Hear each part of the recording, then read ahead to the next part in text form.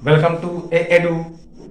और एडू के हमारे इस यूट्यूब चैनल में आप सभी का स्वागत है। तो मध्यकालीन भारत के इतिहास को हम लोग पढ़ रहे थे और मध्यकालीन भारत के इतिहास में हम लोग गुर्जर प्रतिहार वंश को पढ़ रहे थे, जो पूर्व मध्यकाल का एक महत्वपूर्ण राजपूत वंश था, जिसे 8वीं शताब्दी से लेकर 11वीं शताब्दी तक के शासनकाल को माना जाता है। और त्रिपक्षीय संघर्ष में इसके साथ पाल वंश और फिर राष्ट्रकूट वंशों का युद्ध हुआ था। तो इसके पिछले वीडियो में हम लोगों ने इसके कुछ प्रमुख शासकों को देखा था, जैसे कि इसका जो संस्थापक था उसका नाम था नागभट्ट प्रथम।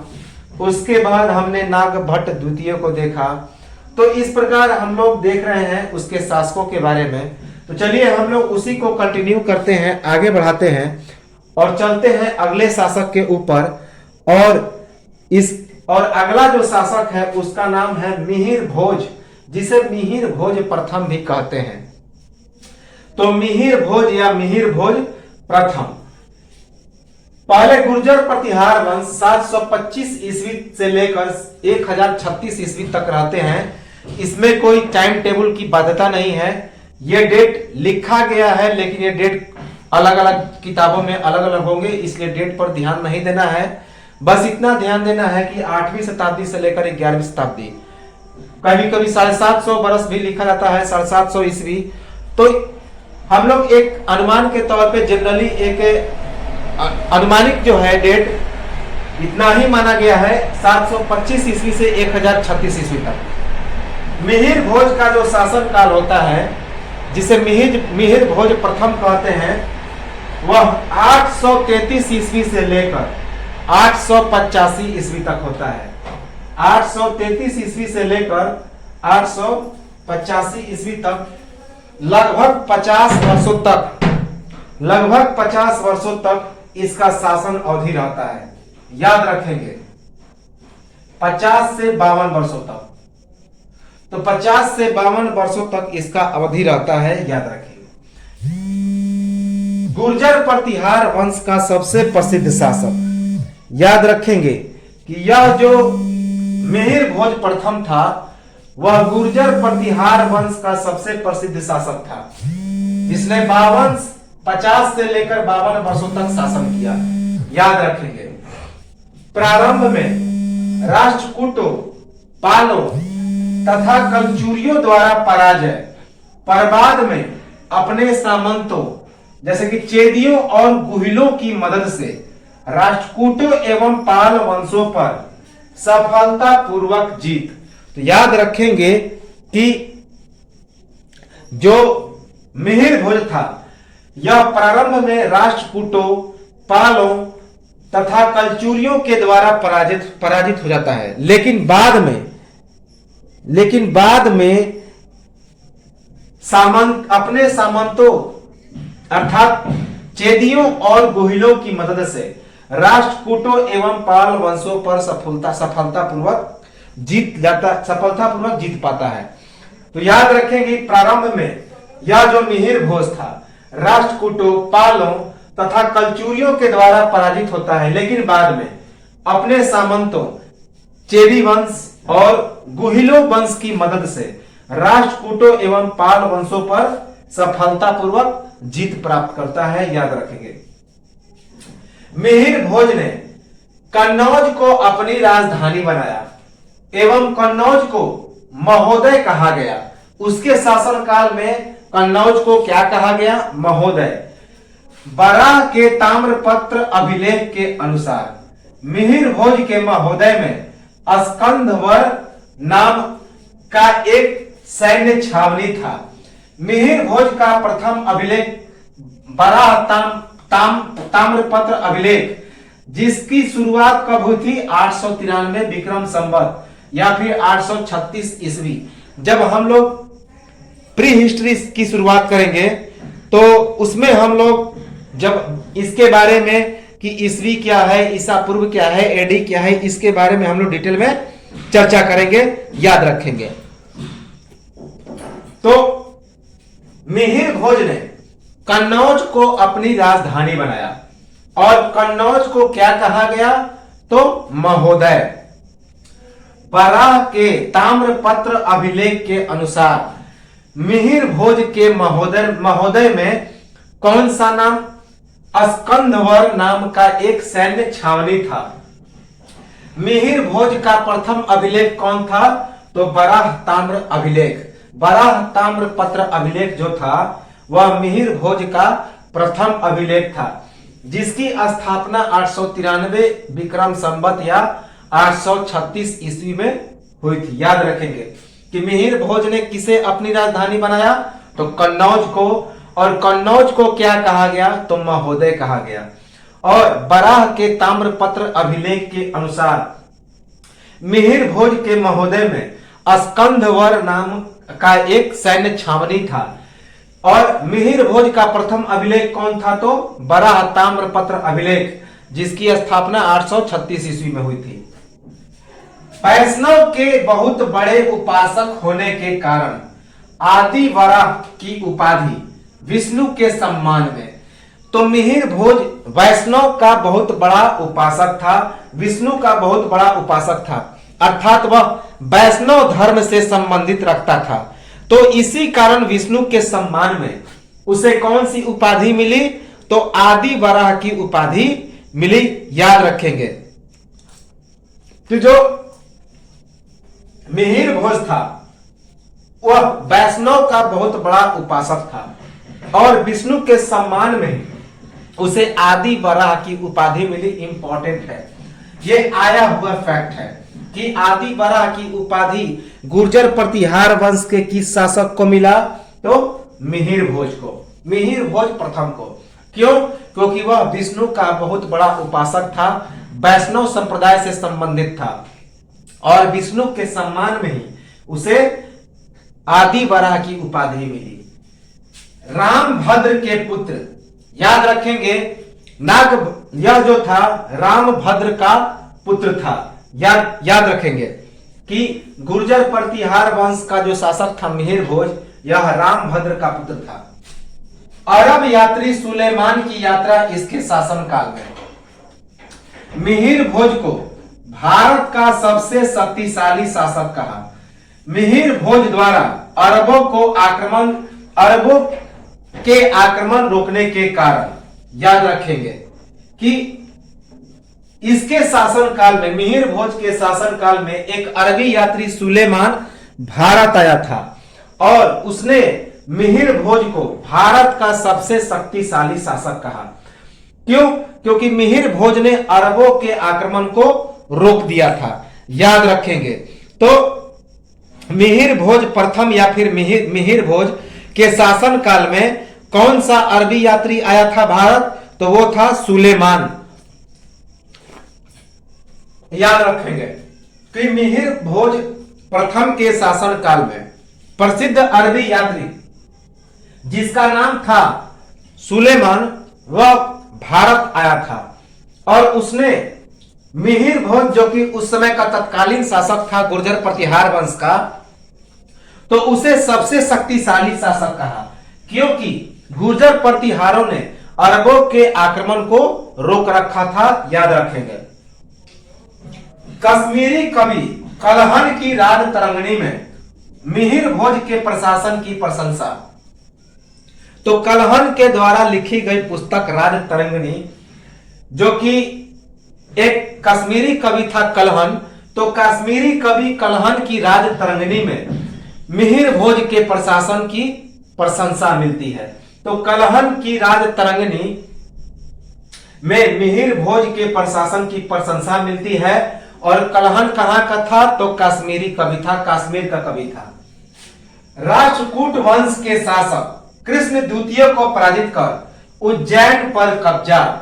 तो मिहिर भोज राष्ट्रकूट के शासक कृष्ण द्वितीय को पराजित करके उज्जैन पर कब्जा कर लेता है, जिसका प्राचीन नाम क्या था? अवंती, जो कि मध्य प्रदेश का एक महत्वपूर्ण क्षेत्र है।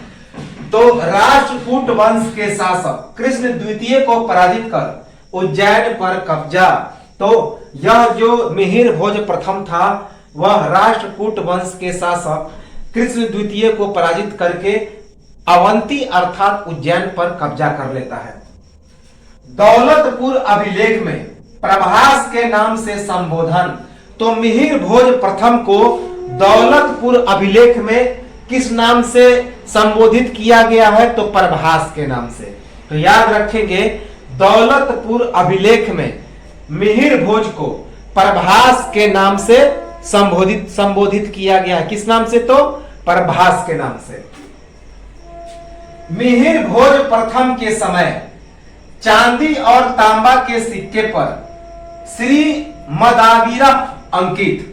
तो याद रखेंगे कि मिहिर भोज प्रथम के समय चांदी और तांबा के सिक्कों पर श्रीमदा दिवरा अंकित था। क्या? तो श्रीमदा दिवरा अंकित हुआ करता था। और किस चीज पर? तो तांबा और चांदी के सिक्कों पर।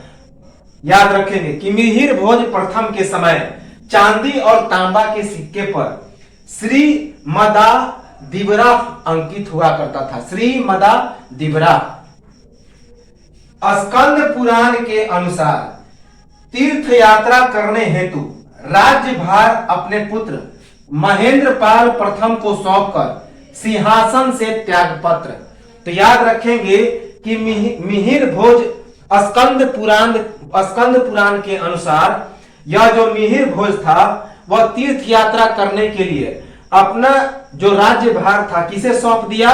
तो अपने पुत्र महेंद्रपाल को, और फिर सिंहासन से त्यागपत्र देकर तीर्थ यात्रा चला गया।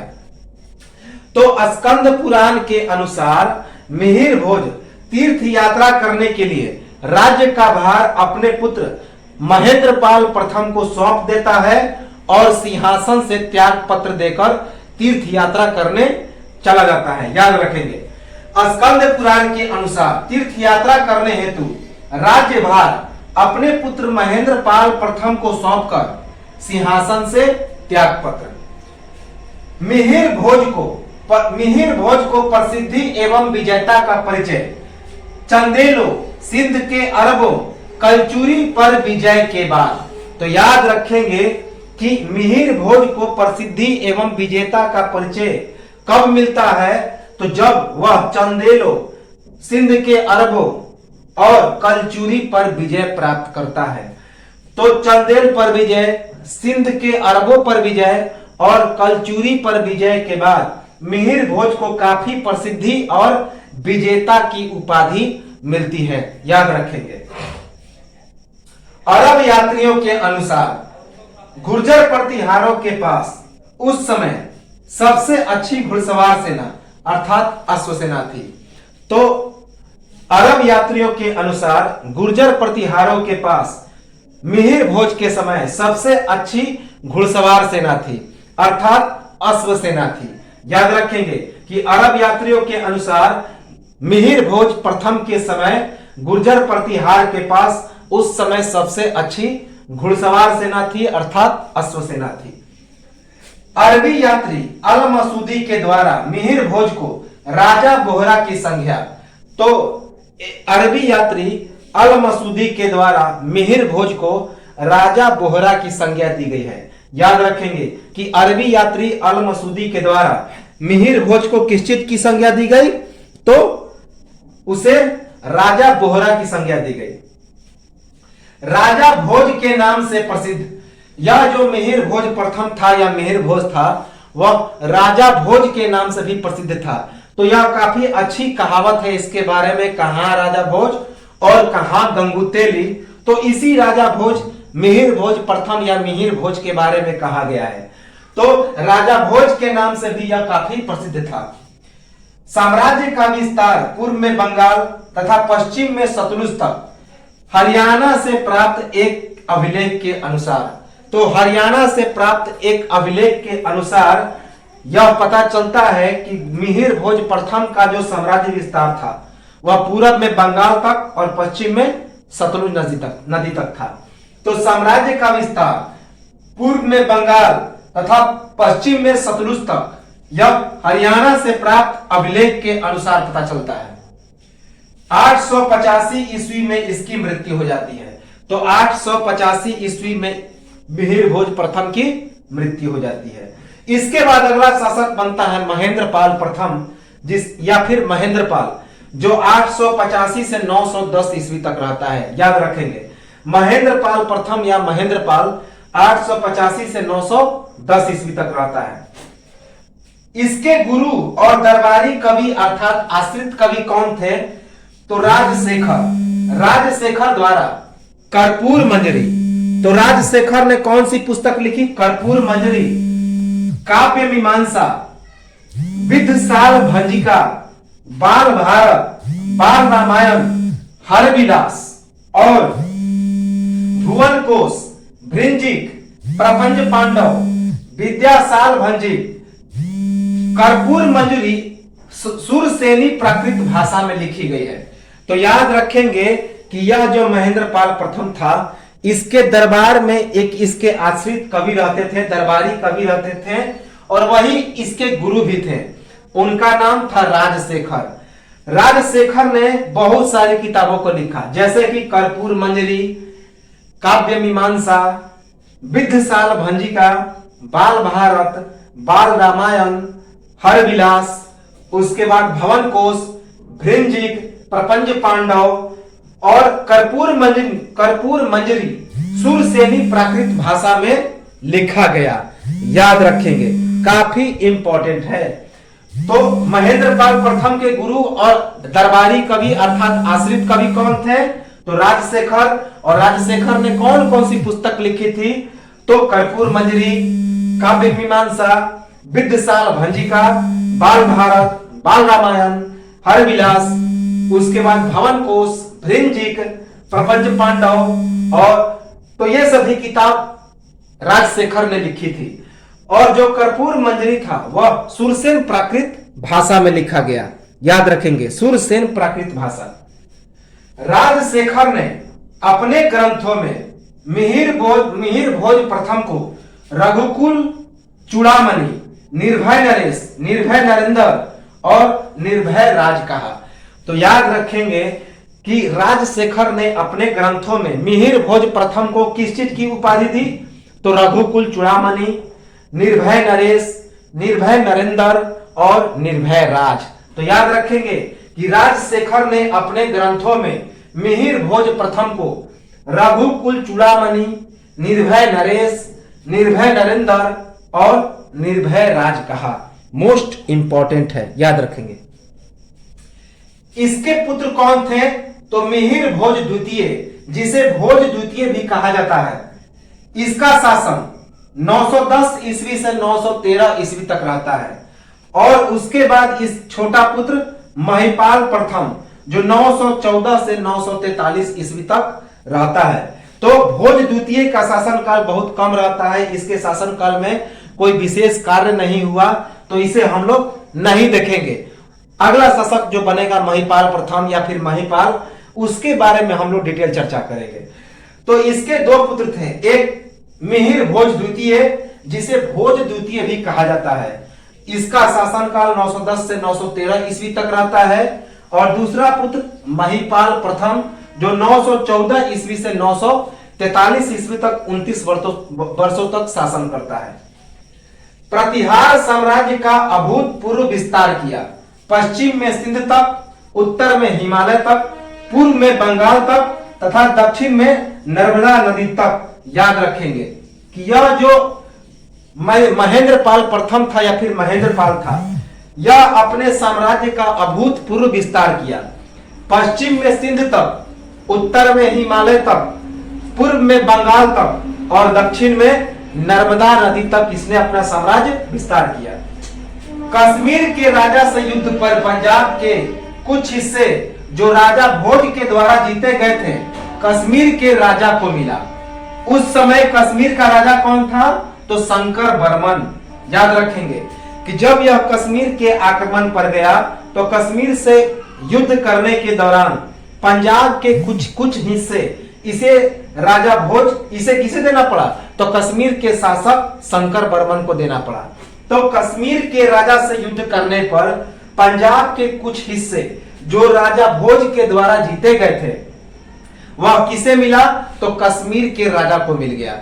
उस समय कश्मीर का राजा कौन था? तो शंकर बर्मन। याद रखेंगे कि पंजाब के कुछ जीते हुए हिस्से राजा भोज के द्वारा कश्मीर के राजा को मिला जब कश्मीर पर आक्रमण करता है महेंद्रपाल प्रथम, और उस समय कश्मीर का राजा था शंकर बर्मन। आर्यावर्त का महाराजाधिराज अर्थात उत्तरी भारत का राजाओं का राजा की उपाधि, इसे कौन सी उपाधि मिली थी? तो आर्यावर्त का महाराजाधिराज या उत्तरी भारत का राजाओं का राजा। आर्यावर्त का महाराजाधिराज या उत्तरी भारत का राजाओं का राजा, यह उपाधि मिली थी महेंद्रपाल प्रथम को। राजशेखर के बाल रामायण में कन्नौज की प्रशंसा इस रूप में: उस पवित्र नगर के लोग नई कविता के समान लालित्यपूर्ण थे, वहां की स्त्रियों के वस्त्र मनमोहक थे तथा उनके गहनों, केश प्रशासन और बाली की नकल अन्य प्रदेश की स्त्रियां करती थी। तो याद रखेंगे कि राजशेखर ने बाल रामायण में कन्नौज की प्रशंसा महेंद्रपाल प्रथम के समय किस रूप में की है? तो राजशेखर ने क्या लिखा है कि उस पवित्र नगर के लोग नई कविता के समान लालित्यपूर्ण थे, वहां की स्त्रियों के वस्त्र मनमोहक थे तथा उनके गहनों, केश प्रशासन और बोली की नकल अन्य प्रदेशों की स्त्रियां करती थी। यह बात कहा राजशेखर ने बाल रामायण में कन्नौज की प्रशंसा करने के दौरान। तो राजशेखर के बाल रामायण में कन्नौज की प्रशंसा इस रूप में की जाती है: उस पवित्र नगर के लोग नई कविता के समान लालित्यपूर्ण थे, वहां की स्त्रियों के वस्त्र मनमोहक थे तथा उनके गहनों, केश प्रशासन तथा बोली की नकल अन्य प्रदेश की स्त्रियां करती थी। तो ये तो था हमारा मिहिर भोज और महेंद्रपाल प्रथम। तो एक स्क्रीनशॉट लें और मिलते हैं हम लोग उस समय के बाद।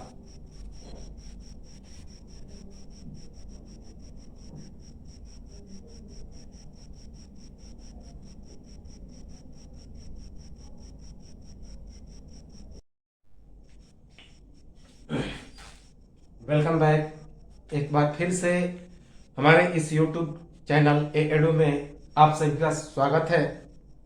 मैं अखिलेश कुमार शर्मा सभी लोगों का अभिनंदन करता हूं। तो गुर्जर प्रतिहार वंश के शासकों को हम लोग पढ़ रहे थे, तो चलिए उसे हम लोग कंटिन्यू करते हैं।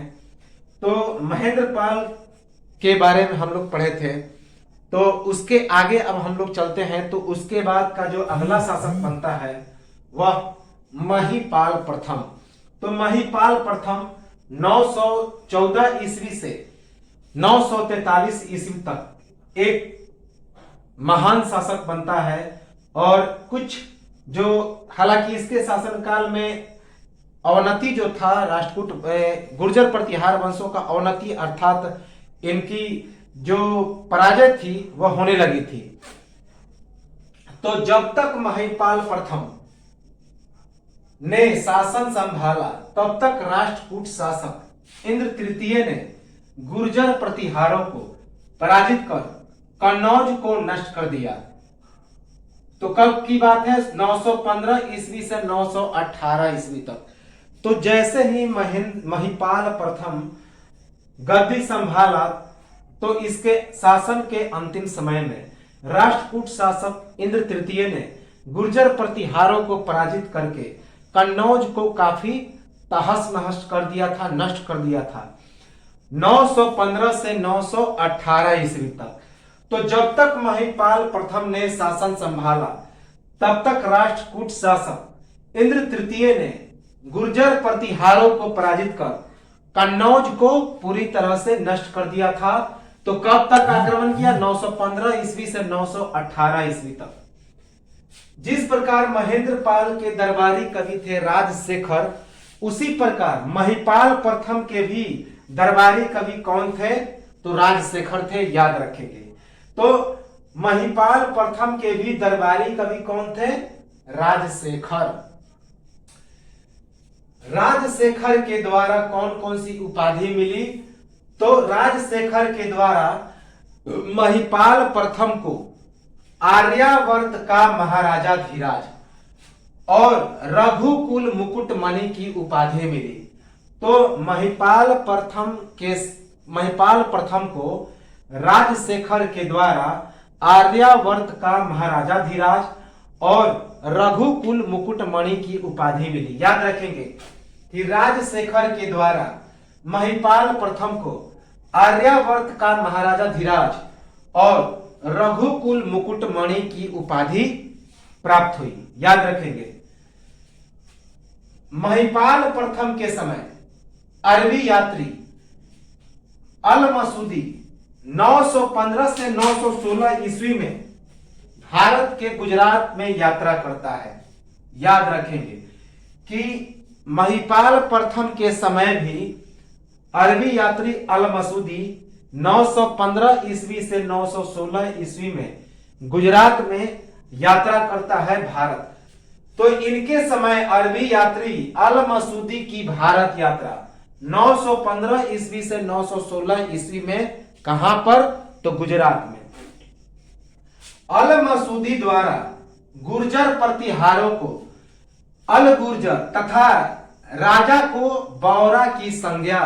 तो अल मसूदी ने क्या कहा? गुर्जर प्रतिहारों को अल गुर्जर और राजा को बोरा कहा।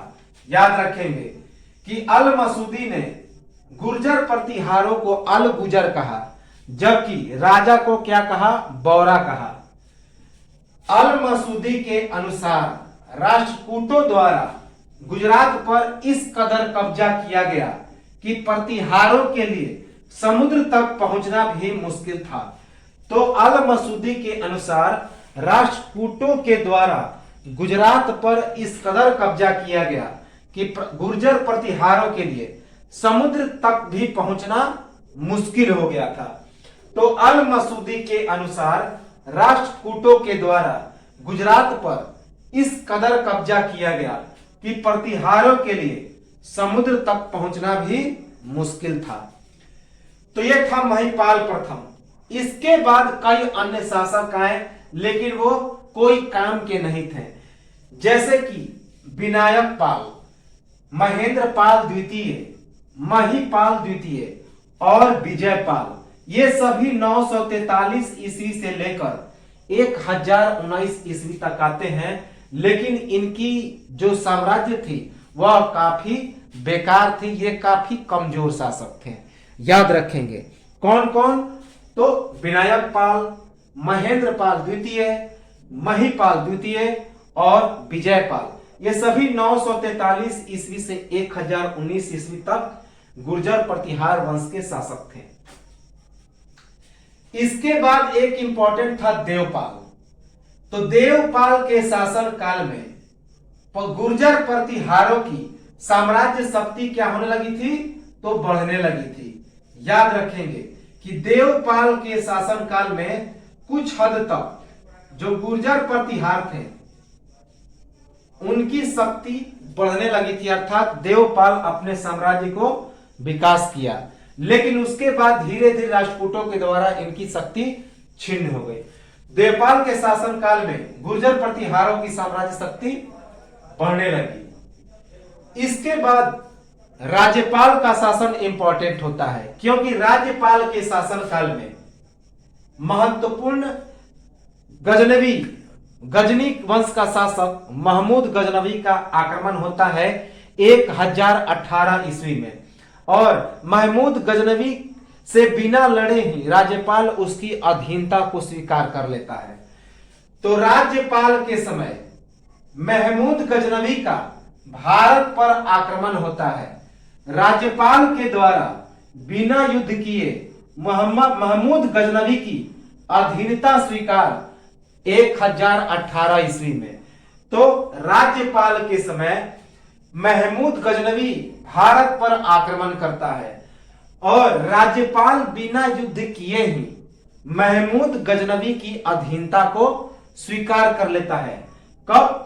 1018 ईस्वी में। याद रखेंगे कि राज्यपाल के समय महमूद गजनवी का भारत पर आक्रमण राज्यपाल के द्वारा बिना युद्ध किए महमूद गजनवी की अधीनता स्वीकार 1018 ईस्वी। महमूद गजनवी के लौटने के बाद कालिंजर के चंदेल राजा गंड के नेतृत्व में गुर्जर राजाओं के द्वारा कन्नौज के राज्यपाल की पराजय एवं हत्या। और यह हत्या कौन करता है? तो राज्यपाल की हत्या करता है विद्याधर चंदेल। याद रखेंगे कि महमूद गजनवी जब लौट जाता है 1018 ईस्वी में राज्यपाल को अधीन करने के बाद, तो उसके बाद कालिंजर के चंदेल राजा गंड के नेतृत्व में गुर्जर राजाओं का कन्नौज पर आक्रमण होता है और राज्यपाल की पराजय हो जाती है। और राज्यपाल को कौन हत्या कर देता है? तो विद्याधर चंदेल। याद रखेंगे कि महमूद गजनवी के लौटने के बाद कालिंदर के चंदेल राजा कि उसका नाम क्या था? गंड। तो कालिंदर के चंदेल राजा का नाम क्या था? गंड। उसके नेतृत्व में गुर्जर राजाओं के द्वारा कन्नौज पर आक्रमण होता है और कन्नौज के उस समय के शासक राज्यपाल की पराजय होती है और चंदेल विद्याधर चंदेल के द्वारा उसकी हत्या हो जाती है। राज्यपाल का जो शासन काल था वह 960 ईस्वी से 1018 ईस्वी तक था। तो राज्यपाल का शासन काल कब तक था? तो 960 ईस्वी से लेकर 1018 ईस्वी तक। याद रखेंगे। राज्यपाल की हत्या के बाद गुर्जर राजाओं के द्वारा त्रिलोचन पाल को गद्दी पर बिठाया गया। याद रखेंगे किसे? त्रिलोचन पाल को। इंपॉर्टेंट है त्रिलोचन पाल।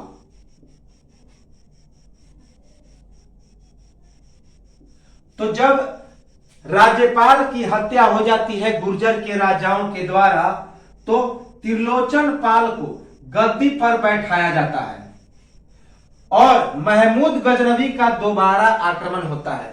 उस समय त्रिलोचन पाल क्या था? शासक था। त्रिलोचन पाल भागकर कहां चला जाता है? तो भागकर बाड़ी में चला जाता है और जाकर वहां शासन करने लगता है और उसकी स्थिति स्थानीय सामंत जैसी होगी। बाद में इसकी भी हत्या हो जाती है।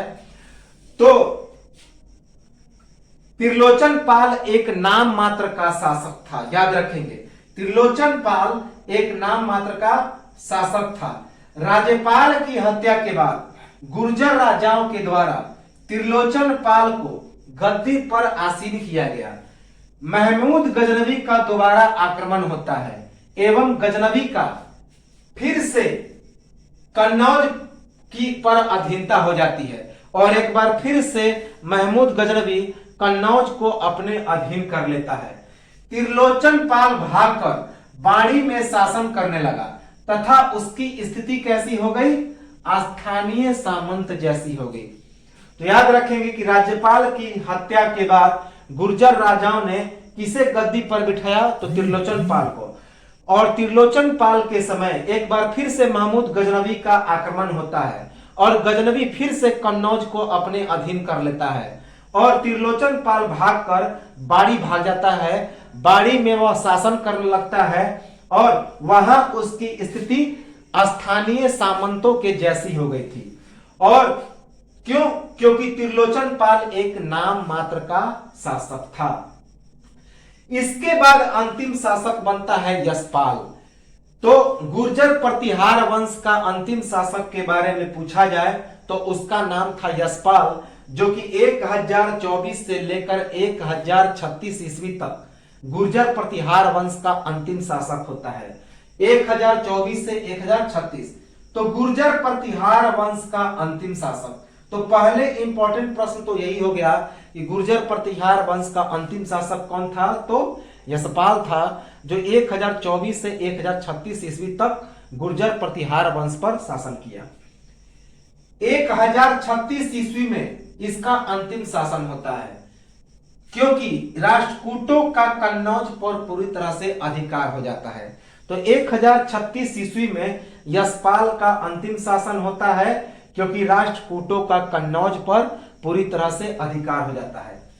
1039 ईस्वी के आसपास गढ़वाल शासक, जिसे हम लोग राठौर शासक भी कहते हैं, उसका नाम था चंद्रदेव गढ़वाल, के द्वारा प्रतिहारों से कन्नौज छीनकर प्रतिहारों का अस्तित्व समाप्त किया गया। तो 1039 ईस्वी के आसपास गढ़वाल अर्थात राठौर शासक चंद्रदेव गढ़वाल ने प्रतिहारों से पूरी तरह से कन्नौज को छीन लिया और कन्नौज को छीनकर प्रतिहारों का अस्तित्व पूरी तरह से समाप्त कर दिया। याद रखेंगे 11वीं शताब्दी में गजनवियों के द्वारा, अर्थात ये जो गढ़वाल वंश के थे ये गजनवियों के द्वारा बनाए गए थे, याद रखेंगे।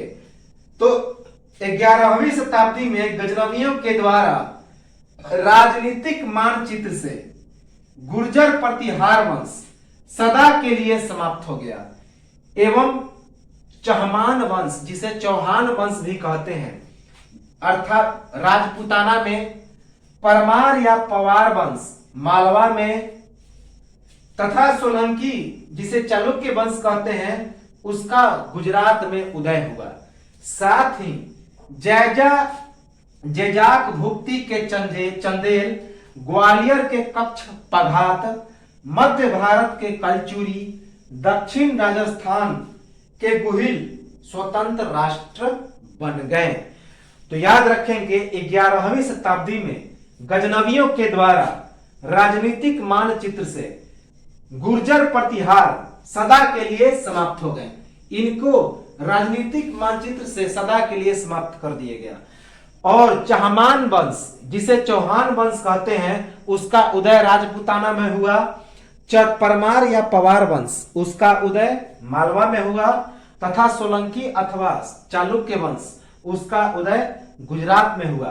साथ ही जैजाक भुक्ति के चंदेल, ग्वालियर के कच्छ पघात और मध्य भारत के कलचुरी तथा दक्षिण राजस्थान के गुहिल स्वतंत्र राष्ट्र बन गए।